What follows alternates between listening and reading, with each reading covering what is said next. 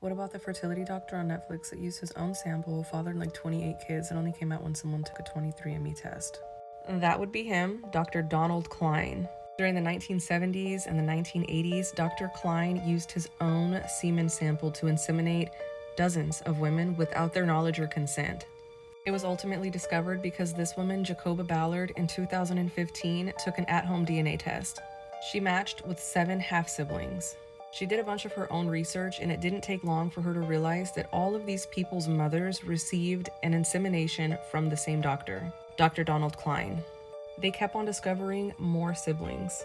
Dr. Klein's actions led to him being the biological father of 94 known children. And a lot of the women who received their insemination from him felt really violated. Their story did catch a lot of attention, and a documentary was made on Netflix called Our Father. A lot of people who reviewed the show were absolutely disgusted. What happened with Dr. Klein? Was he charged with anything? When Dr. Klein was doing these acts, there was no law against it, so he technically didn't break any laws, therefore he wasn't criminally charged with anything. But because he lied during the investigation, he was charged with 2 counts of obstruction of justice. He was fined $500 for that. Families that were involved did file a civil case against him. His company did pay out $1.3 million to a few families.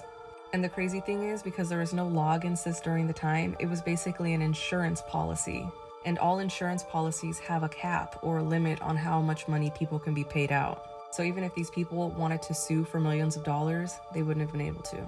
This isn't the only case where doctors have used their own semen to inseminate women. There's been at least 50 other US doctors who have done this. Some of the larger cases are of this doctor, Dr. Pavin, and another doctor named Dr. Jones.